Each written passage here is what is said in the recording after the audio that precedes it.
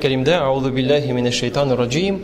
İnnellezîne âmenû ve amilussâlihâti kânet lehum cennetul firdevsi nuzulâ hâlidîne fîhâ lâ yabğûne anhâ hivalâ. Dürüstlükte iman kitirip izgi ameller kılganlarga Firdevs cenneti bulur. Ul cennete menge bulganları halde ondan başka orunga koşunu tilemesler. 18. sure 107. ayet.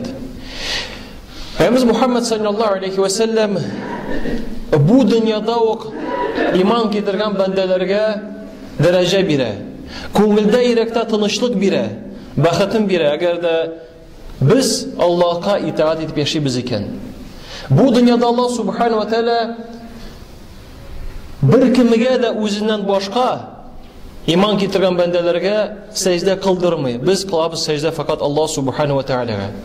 Lekin Allohning marhamatligi bu dunyo bilan cheklanmagan. Ali qiyomat kunida da Alloh subhanahu va taolo bizning darajamizni ko'tarir.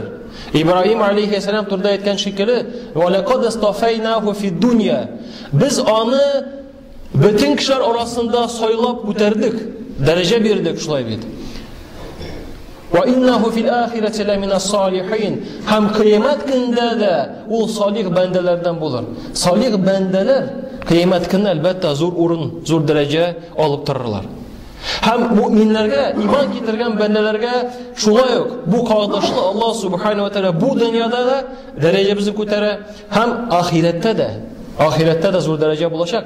Koyan biz onu bilemiz.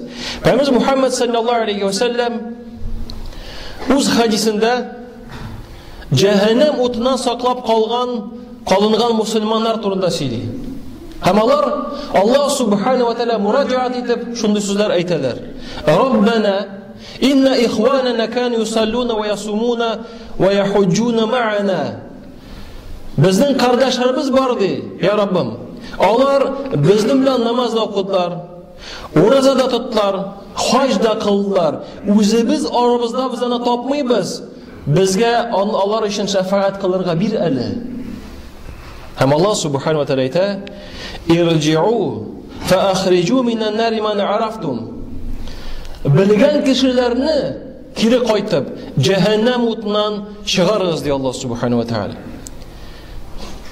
Fayarifunahum, Peygamber sallallahu aleyhi ve sellem sili, fayarifunahum fin nar bi athari sujud. Onlarning secde urunları bulur iken, şunday nokta bulur, secde noktası deyip ettik mekan bizani. Şu noktalar aşağı alar tanırlar cehennemde. Ne için şulay? Fa inna Allah harrama alan nari an ta'kulu min ibni Adem athar sujud. Çünkü Allah subhanahu ve taala tıydı cehennem otuna secde noktaların bitirge tıydı.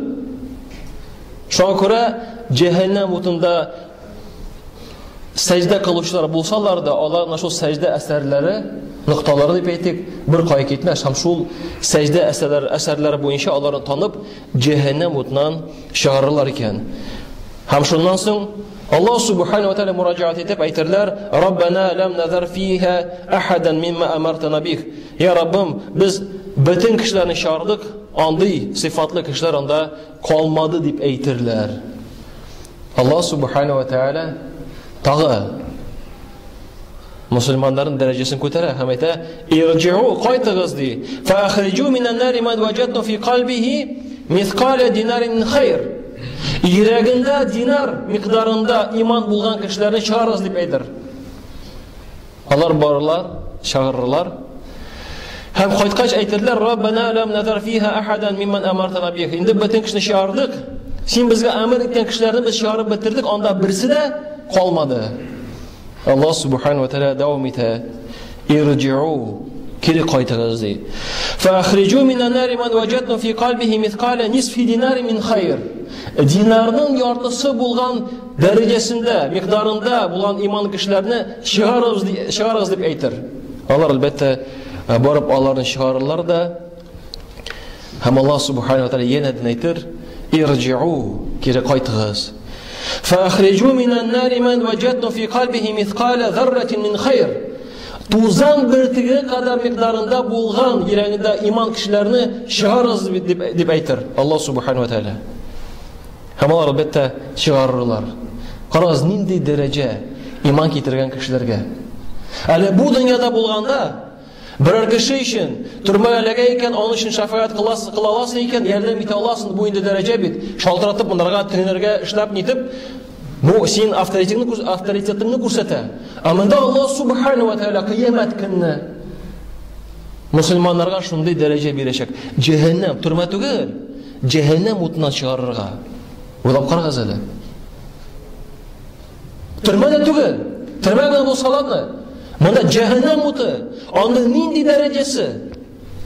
Ул бит сорый. Тафуйтыгыз. Ул бит сорый. Бирегез, тагын бирегез дип. Аллаһ субханаһу ва тааля мусламаннарны җибәрә.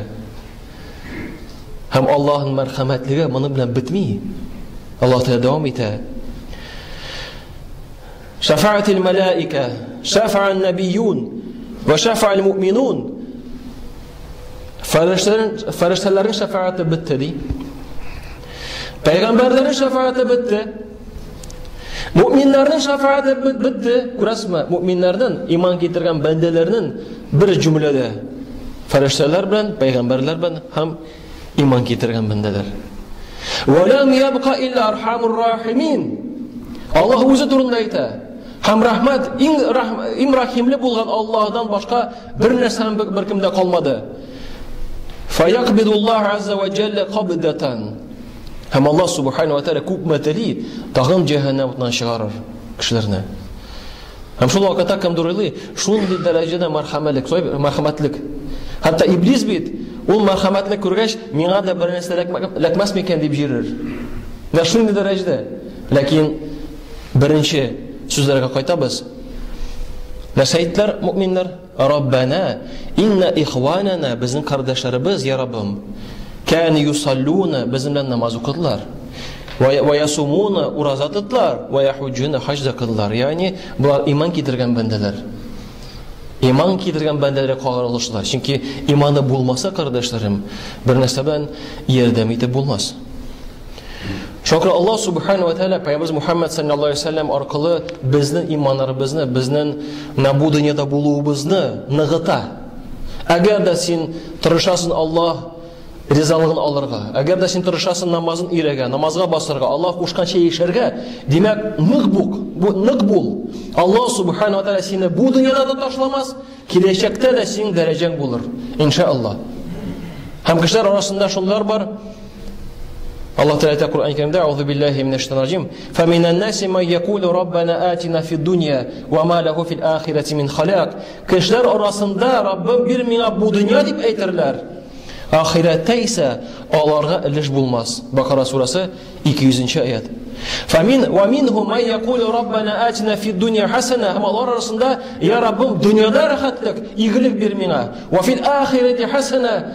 Ahirette de mina iyilik bir. وَقِينَا عَذَابَ النَّارِ Hemini azabından sakla deyip eytirler alar.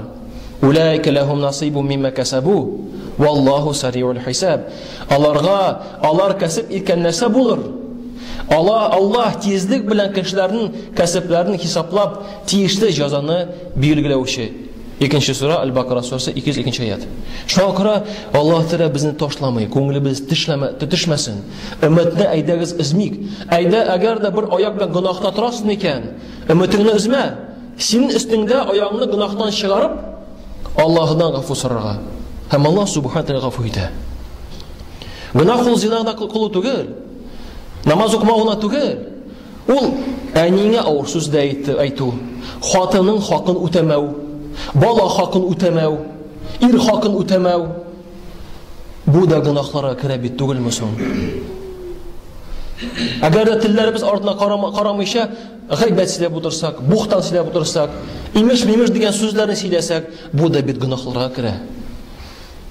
Shukr aydiz qardoshlarim, Alloh taolo bizga bunday tilak bergach, onlarga tayanib bu dünyada Allah'a tevekkellab günah kılmışa uzak hem keleşekte de Allah bilse Allah Teala her biri bizge de zor derece bilecek. Allah Teala özü bizge de balalarımızga da hatınlarımızga da bu dünyada da hem keleşekte de zor dereceler nasip eyleseydi.